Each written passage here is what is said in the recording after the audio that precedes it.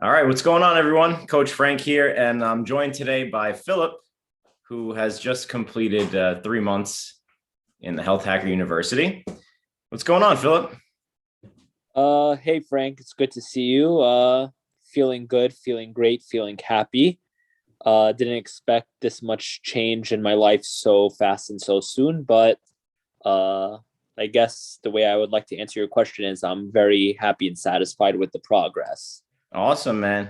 Thanks for being here. Thanks for taking the time to come on here and share your experience so far. I must say you're looking really good. Thank you. Yeah, the reason I got you here today is I thought it'd be great to hear from you and talk about your journey thus far. So if it's okay with you, I'd like to dive right in. All right, I'm ready. Awesome. So I guess we'll start at the beginning. What made you want to sign up for the program in the first place? So for me, I have been the type of person that has fluctuated back and forth from being very heavy to being very skinny, being very heavy and very skinny. But I would do it, I guess, maybe in very drastic ways. I would follow these starve diets and I would lose all this weight, but I had to run every day. I was going into cardio. I was going in the sauna every day, and I guess I would say that I wasn't really enjoying it when I'm doing that. And then I would just like eat one day and like just gain 4 pounds. Um, COVID then came along, and for whatever reason, maybe the gym's being closed or and me having a crazy work schedule, I let myself go to the heaviest that I've ever gotten to. And I think I hit like 205 pounds, which I've never seen in my entire life. So that was basically what, and we're good friends, Frank, and I've seen you with this program this whole time, and I've been seeing the input that you've been putting online and things like that. And something just in me said, I want to give this a shot. And I looked at this opportunity as kind of a last resort type of thing. So that's basically why I decided to join. Excellent. Well, I'm glad to hear that. What do you feel like you were struggling with? I know you kind of mentioned a bunch of different things there, but if you had to like kind of pinpoint what you were struggling with the most, leading up to the program, what do you think that was? I guess leading up to the program, my biggest struggles I would say was basically not really being happy. I guess I would say I was like very heavy, and it caused me like physical pain. Actually, like it was like very weird. Like it was hard to even like put on shoes or like wear socks or little simple things like that.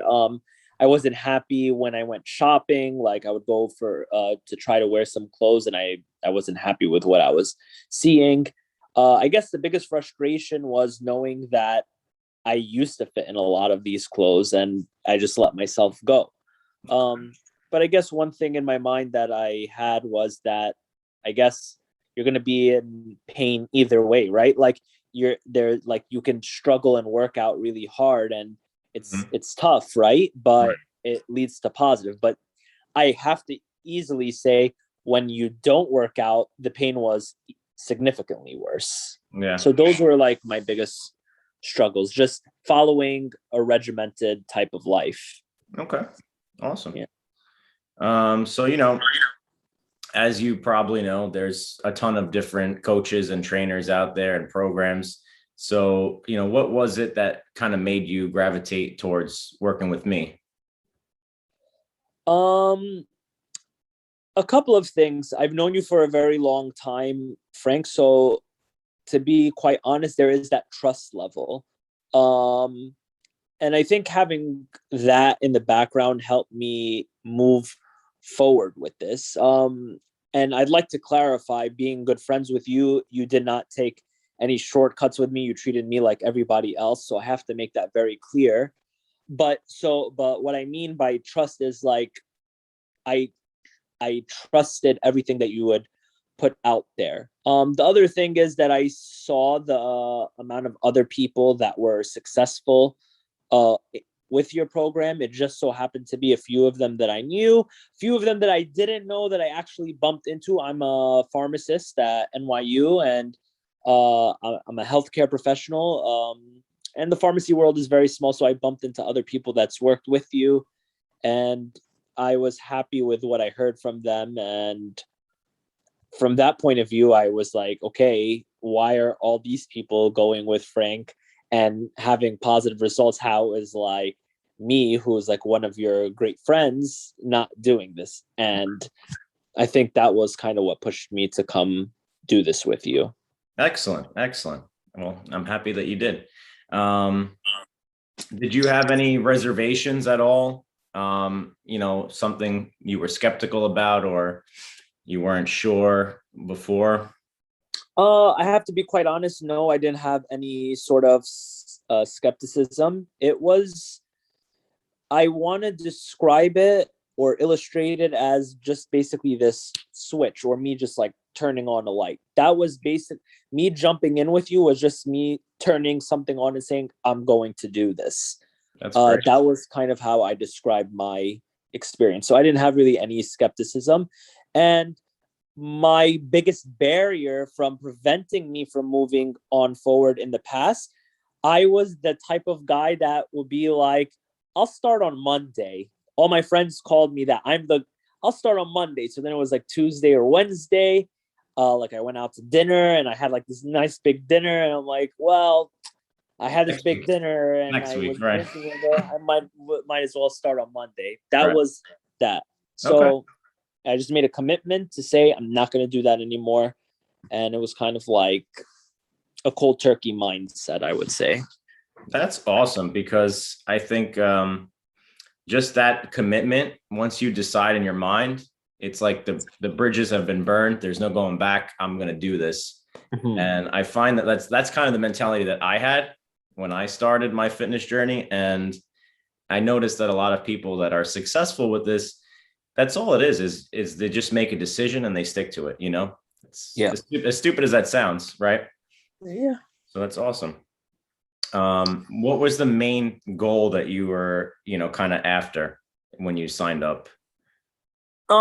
Originally my main goal was to lose as much weight as possible.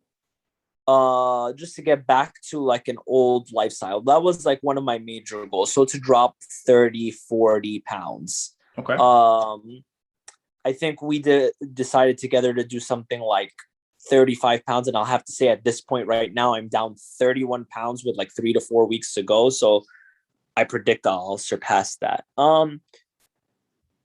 To tie into a question earlier, I guess when I was skeptical about, I want like just a mini goal. It's not really that important, but like I want to have a 6-pack.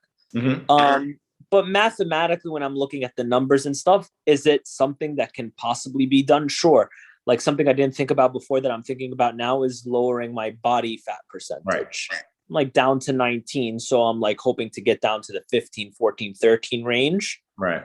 But now with your help, I understood how to do that. It's not just losing weight. There is an aspect of losing weight, but there's a more important aspect of eating right, getting the right amount of proteins, getting your macros right, mm-hmm. And working out the right way. Right. So like, I guess that's my goal that I was skeptical about before, but I'm optimistic I'll get there one day. Absolutely.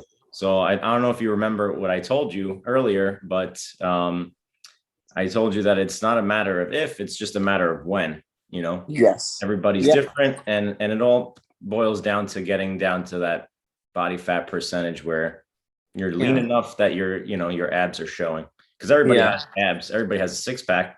It's just getting rid of that fat that's covering them up. Yeah, correct. So, awesome. Yeah. So if you don't mind me asking, what was the motivator behind you wanting those results? So I know you wanted to lose like 30-40 pounds. Was it like And it's okay if it was something just for like confidence and or like vanity reasons. Was it like health issues, or tell me a Mm, little bit more about the motivators behind that? so I guess what motivated me, I have to say there was nothing around me that said like, that you need to have a six pack. Like my girlfriend wouldn't care if I had one or not, so I wouldn't say that was a motivating factor. Mm-hmm. The majority of my friends do not have one, so I wouldn't say like I wanted to be like somebody. um I look at having a six pack to me as something at one point in my mind was like impossible, and I guess I'd like to achieve something I've never achieved before. Maybe I guess that's kind of a big driving force in my life, in my career, in my social life. It's kind of what drives me every day, is try to accomplish things that I haven't accomplished before. So having a six pack, I guess that's something I never had, and I would want to strive for and gain it, and it would be considered a victory in my book. Awesome. I agree.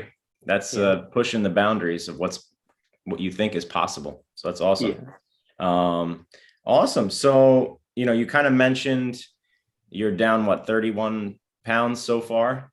that's correct. All Maybe right. a tad bit more right now, but yeah. Awesome. For sure. Excellent. So, any other things that you've noticed? Anything you want to share? Uh, Um. Inches lost, clothing Okay. sizes, anything like that? Good point. I've never really measured my hips before, but I've been measuring my hips. But like waist, I guess I'm getting back to an original waist size that I haven't seen in like maybe like 2 years. So like I think today when I measured myself, I was like 31 inches. So that was like a big plus, because I have so many pants and shorts in my closet that I couldn't wear for a couple of years. I'm like waiting Nice. uh to dive into. Yeah. And I guess like that's the other major numbers I look at besides weight. I do concentrate on body fat percentage. I do concentrate on BMI. Mm-hmm. And yeah, it's approaching. I have a scale called Renfo. It's a company Mm-hmm. called Renfo. I think there's a few companies that make different scales like that I guess they send these sensors to your body and give an estimate of how these numbers and pop these numbers out to Right. you. Of course, it's a guesstimate, but I'm sure it's close to accurate. So yeah, and it's very nice looking at the numbers that are populated from this machine and seeing it change from yellow, which means like you're almost approaching, to like green. I Mm-hmm. guess that's like it really does feel good. I like to, like, as of 2-3 weeks ago, I've I've hit the weights that correlate with appropriate. I'm 30 years old, going on 31. My metabolic age day is like 30, so that was good.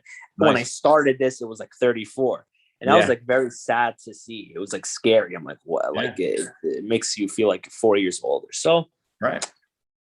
the Awesome. numbers are important. It's all about numbers. Absolutely.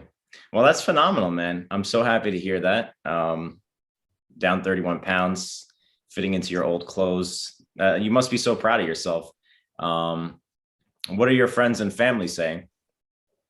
That's a very good question. So when it comes to my family, they have seen me at my highs and lows. So their biggest thing that they would like to that they tell me is make sure you keep it off. That's just basically the reminder. Right. And good job. Uh, when it comes to friends, they're simple. Wow, Phil, you're looking good. This is great. I'm like happy for you. The best compliments are the ones that I get from my old coworkers at NYU. I changed departments. So Mm-hmm. I would say that I work in the main pharmacy at NYU right now, maybe like once every 2 weeks or once every 3 weeks.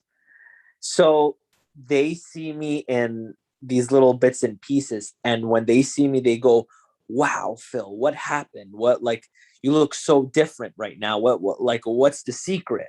And it's funny that my response simply to them is it's just simple exercise, sleep, and dieting. It's not, it's, there's like, it's not, it's not Right. a secret. It's really Right. not a secret. And it really, really feels good to hear it. And I would say that I don't, it's good to hear these compliments because it doesn't make me feel like full of pride or puts myself like, I still know how to keep myself somewhat humble Hmm. in these cases, but it's just a good thing to hear and reassure myself that I'm doing the right thing. So Excellent. yeah, Excellent. I know that that always feels good, that little bit of yeah, attention. So yeah, yeah. awesome. I'm glad to hear that. So, you mentioned earlier that, you're a healthcare provider. So you're a pharmacist, right? So I know that, it's not an easy field to be in, right? Mm-hmm. And things can get, challenging and stressful. What did you find to be the toughest part of kind of like sticking to everything? And, how did you sort of overcome that? For me personally, what happened for me personally, my journey, I would say, I used to work 4 p.m. to midnight. I did a 3 month stint of overnight. So forget going to the gym, if I'm doing overnight, never going to the gym, not eating right. There's only like one place open across the street from the Mhm. hospital. When I was working 4 to midnight, I would wake up at like 11 or 12. I could go to the gym, but I was like, you know what? I'm not going to go to the gym. I'm feeling like really exhausted still. Or there was a lot of overtime opportunity. So I would start at noon. I have a long commute. So it's very far.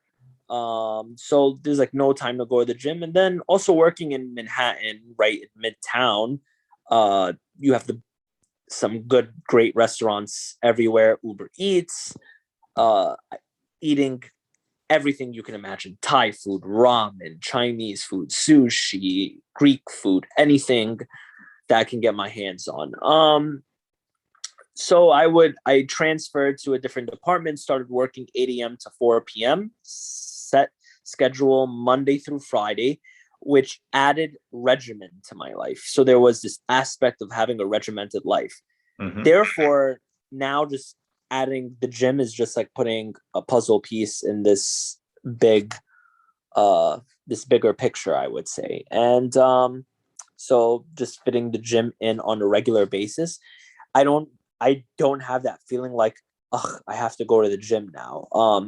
Part of that is because of the regimen, and part of that is because of the workouts I have to do. I don't have to do too much. I think I work out, some of my shortest workouts is like 35 minutes, and then my Mhm. longest workout is like 50 minutes. It's not long. I used to stay at a gym like for an hour and a half back in the day.